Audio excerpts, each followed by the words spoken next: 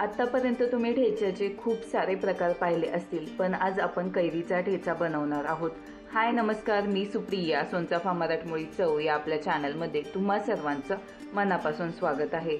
या ठिकाणी कैरीची साल काढून मी बारीक किसणीने किसून घेतलेली आहे। त्याचबरोबर या ठिकाणी आपल्याला कोथिंबीर, हिरवी मिरची आणि लसूण पाकळी लागणार आहे। लसूण पाकळी थोडीशी जास्तच घ्यायची आणि कोथिंबीरीची मी थोडीशी कोवळे देठ देखील घेतलेले आहे। तुम्ही हवं तर नाही घेतले तरीही चालेल।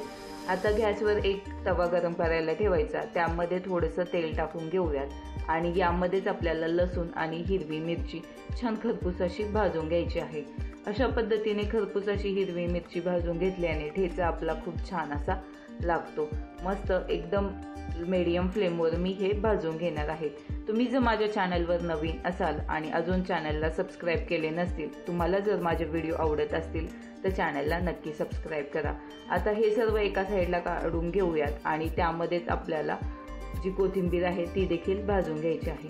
मस्त कोथिंबीर भाजली गेलेली आहे, ती मी आता थंड करून घेत आहे आणि मस्त थंड झाल्याच्या नंतर तुम्ही हे खलबत्त्यामध्ये किंवा पाट्यावर छान टेचून घेऊ शकता। पण आता पाटा नसेल तर खलबत्त्यामध्ये अशा पद्धतीने हे टेचून घ्यायचं आहे। पहिल्यांदा हे तिन्ही टाकून घेऊयात यामध्ये आणि यामध्येच अर्धा चमचा जिरं आणि चवीनुसार मीठ टाकून घ्यायचं आहे। छान टेचून घ्यायचं। जर तुमच्याकडे खलबत्ता देखील नसेल तर तुम्ही मिक्सरमध्ये एकदम त्याची बारीक पेस्ट बनवली तरीही चालेल किंवा ओबडधोबड बनवली तरीही चालेल, काहीच हरकत नाही। आता मस्त हे छान असं टेचून घेणार आहे मी यामध्ये आणि टेचून झाल्याच्या नंतर आपल्याला हे काढून घ्यायचं आहे।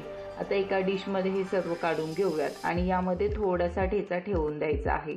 आता यामध्ये थोडं थोडं करत कैरी देखील टेचून घ्यायची आहे। कैरी थोडी आणि थोडासा ठेचा असं करत आपण हे टेचून घेणार आहोत, म्हणजे जेणेकरून आपला कैरीचा फ्लेवर सर्व ठेच्याला लागला जाईल। मस्त अशा पद्धतीने आपण हे टेचून घेणार आहोत आणि त्यानंतर मी आता राहिलेला सुद्धा कैरीचा जो चुरा आहे तो देखील यामध्ये टाकून टेचून घेणार आहे आणि मस्त आपला झणझणीत असा कैरीचा ठेचा या ठिकाणी बनवून तयार झालेला आहे। अशा पद्धतीने बनवलेला ठेचा जर तुम्हाला आवडला असेल तर एकदा नक्की बनवून पहा। मला खात्री आहे तुम्हाला ही रेसिपी नक्कीच आवडेल। जर रेसिपी आवडली असेल तर चॅनलला लाईक करा, शेअर करा आणि सबस्क्राईब करा। सबस्क्राईबच्या बाजूचा बेल आयकॉन दाबा आणि ऑलवर क्लिक करा, म्हणजे मी जेव्हा नवीन व्हिडिओ अपलोड करेल त्यावेळेस त्याचे नोटिफिकेशन तुम्हाला सर्वात पहिल्यांदा मिळून जातील आणि तुम्हाला लगेच तो व्हिडिओ पाहता येईल। व्हिडिओ आवडला असेल तर तुमच्या मित्रमैत्रिणींमध्ये जास्तीत जास्त शेअर करायला विसरू नका।